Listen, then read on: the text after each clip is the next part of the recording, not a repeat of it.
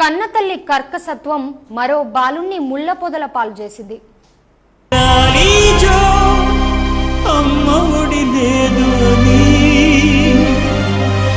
ఏడవకు నాన్నైక రాడు అని, నా పాపమేంటి శాపమేంటి అని లోకాన్ని నిలదీసి అడిగినా నీకు చెప్పదే సత్యాన్ని.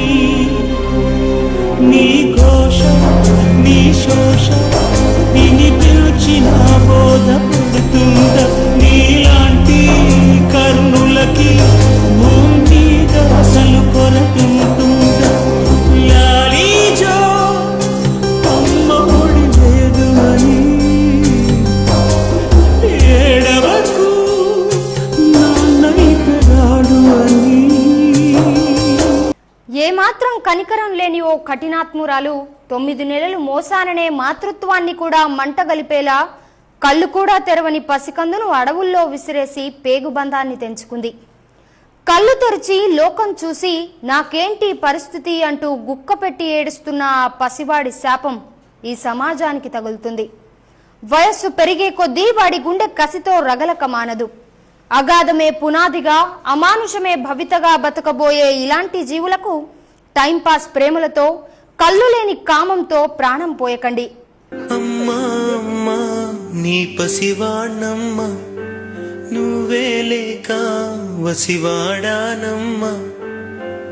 మాటే లేకుండా నువ్వే మాయం, కన్నీరవుతోంది ఎదలో గాయం.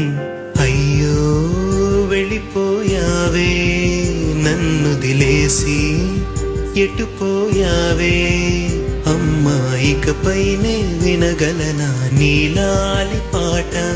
నీ పాడే జోలకు నువ్వు కన్నెత్తి చూసావు, అంతే చాలంట.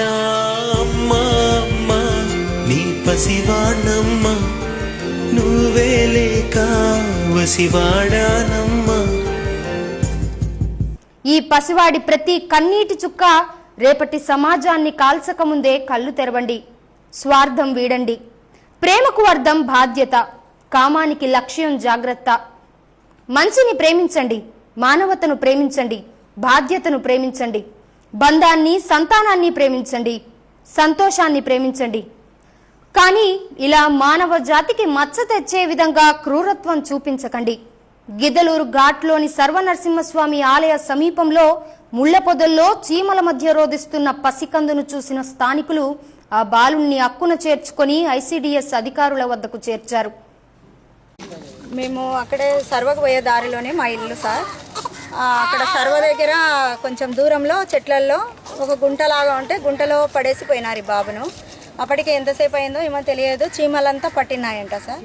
2 బాబులు వాళ్ళు అక్కడ వజ్రాలకో దేనికో మరి వచ్చినారు. వాళ్ళు ఈ బాబుని చూసి వెంటనే మాకు తెలియజేసినారు సార్. కానీ ఇంత నికృష్టంగా మానవత్వం అనేది మంట కలిసిపోయి బిడ్డను కని ఆ విధంగా వదిలేస్తే మా కళ్ళలో నీళ్లు తిరిగినాయి సార్. చాలా బాధాకరమైన విషయం సార్ ఇది. ఎవరు కూడా ఇట్లాంటి తప్పు చేయకూడదు. బిడ్డను కన్న వెంటనే పిల్లలు లేని వాళ్ళు ఎంతో మంది ఉన్నారు, వాళ్ళు చూస్తే హాయిగా పెంచుకుంటారు. అలా పొదలలో చెట్లలో పడేసి పోవడం అనేది మంచి పద్ధతి కాదు సార్. ఎవరైనా అలాంటి పనులు చేయకుండా ముందైనా ఈ బిడ్డను చూసి వాళ్ళు తెలుసుకోవడం మంచిది సార్. మేము 2 గంటల సేపు లేట్ చేసింటే ఈ అబ్బాయి చనిపోయేవాడు. చీమలు ఎంత బాబు సార్, ఇదంతా చూడు ఎలా అయిపోయిందో. బాబు అక్కడ ఇట్లా చీమలు పట్టి ఉన్నాడంటే మేము వెళ్ళినాం సార్. వెళితే అక్కడ బాబు చాలా నికృష్టంగా ఉన్నాడు సార్. ఆ బాబుని చూసేసరికి మాకు కూడా ఏడుపు వచ్చింది సార్. అని చెప్పేసి ఇక్కడ అక్కడ వాళ్ళందరూ మాకు ఇవ్వండి బాబు బాగున్నాడు అని చెప్పినారు. చాలా మంది ముందుకు వచ్చినారు.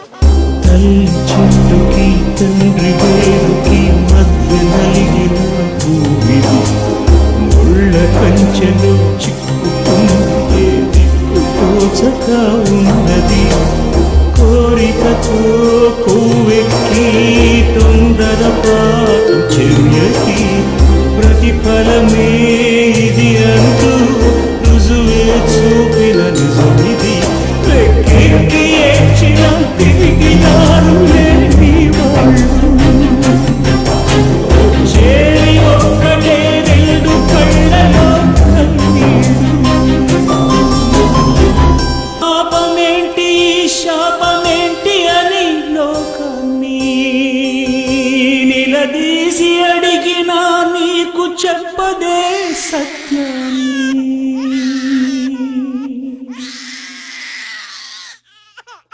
ఇన్ఫెక్షన్ వల్ల ఈ చర్మం అనేది ఊడిపోయి రక్తం కారిపోయింది కదా, దానివల్ల కూడా బిడ్డకి చీమలు పట్టి ఉండొచ్చు. ప్రస్తుతానికి చూడడానికి అయితే బేబీ అయితే వైటల్స్ అనేటివి స్టేబుల్గానే ఉన్నాయి. కాకపోతే ఇన్ఫెక్షన్ చాలా ఎక్కువ ఉంది. ఇన్ఫెక్షన్ రేట్ యాంటీబయాటిక్స్, ఫ్లూయిడ్స్ అవన్నీ పెట్టి ట్రీట్మెంట్ అయితే ఇస్తాము. కానీ ఇన్ఫెక్షన్ ఫర్దర్గా ఇంక్రీజ్ అయితే మాత్రము కర్నూలు పెద్ద ఆసుపత్రికి బిడ్డను రెఫర్ చేయాల్సి వస్తుంది.